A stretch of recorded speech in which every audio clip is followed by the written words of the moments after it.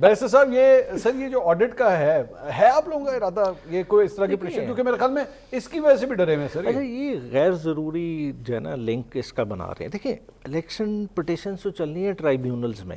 Chief justice Pakistan نے کیا کرنا ہے, اس نے تو with in the bounds of constitution act کرنا ہے نا. انہیں پریشانی دوسری ہے, پریشانی ہے کہ یہ جو آئینی ترمیم ہے اس نے چیلنج تو ہونا ہے. آپ کی 18ویں ترمیم اور 21ویں ترمیم میں یہ تو اسٹیبلش ہو گیا کہ آئینی ترمیم چیلنج ہو سکتی ہے پاکستان میں, جا چکی. انہیں یہ ہے کہ اس پہ یہ جب انڈو ہوگا تو ہمارا سارا معاملہ بیٹھ جائے گا, کیونکہ بنیادی طور پہ یہ جمہوری گورنمنٹ کا تو ایجنڈا نہیں ہے, انہیں ایجنڈا کسی اور نے دیا ہے.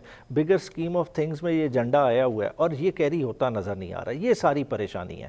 اور دیکھیں آپ جب بھی دیکھیں کانسٹیٹیوشن کا فریم ورک ہے, اس سے کوئی اعتراض نہیں کر رہا. بینگ اے پارلیمنٹیرین میں کہتا ہوں پارلیمنٹ کا استحقاق ہے, پارلیمنٹ امینڈمنٹ کر سکتی ہے, کانسٹیٹیوشن میں بھی کر سکتی ہے جو کرنا چاہے. مگر دیکھیں کچھ آپ کے پرنسپل ان بلڈ ہیں, ٹھیک ہے, انڈیپینڈنس آف جوڈیشری کا پرنسپل ڈیپلی انشرائنڈ ہے, ٹھیک ہے, اس کو آپ کس طرح سے انڈو کر سکتے ہیں؟ آپ کریں کہ ججز کی آنکھیں نکال کے بٹھانا چاہ رہے ہیں. کون سا حصہ جو ہے آپ کی نظر میں وائلیٹ ہو رہا ہے؟ دیکھیں سمپل سی بات ہے, آئینی عدالت ہماری سپریم کورٹ موجود ہے, اس سے آپ کو پرابلم کیوں بنا ہے؟ آپ کو پرابلم ہے آئینی عدالت سے؟ نہیں بالکل ہے, کیونکہ آلریڈی آئینی عدالت موجود ہے. آپ کا پرابلم کیا ہے؟ ہمیں پرابلم اس وقت ہے کیس مینجمنٹ کا, کہ بینچ کی کانسٹیٹیوشن کا جیسا سے جو ہے نا مور دین 80% کیسز ہوتے ہیں کنسٹیٹیوشنل اس طرح سے نہیں کر. مگر دیکھیں کرمنل کیسز میں بھی کانسٹیٹیوشنل اینگل نکل آتا ہے. آپ رائٹ ٹو فیئر ٹرائل کا اٹھا دیں, پھر کدھر کیس جائے گا. یہ تو اور طرح کا بنڈورا باکس ہے. کامن لا کنٹریز میں کانسٹیٹیوشنل کورٹس علیحدہ ہوتی نہیں ہے, یہ سول لا کنٹریز کا کانسیپٹ ہے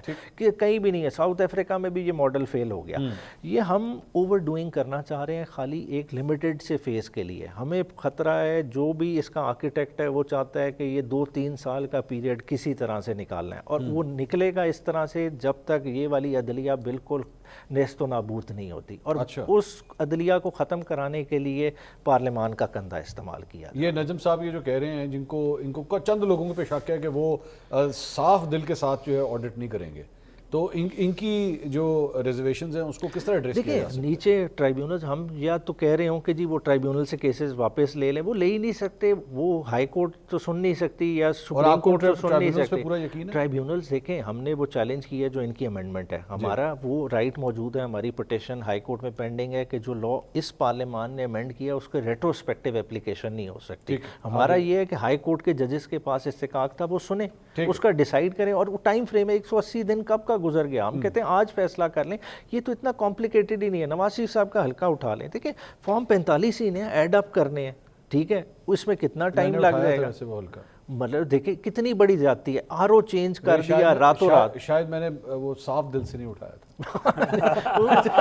آپ وہ اس طرح کے ہلکے کر لیں, آپ 10 سے ہی سٹارٹ کر لیں, ود ان ویکس آپ کو رزلٹ نکالے.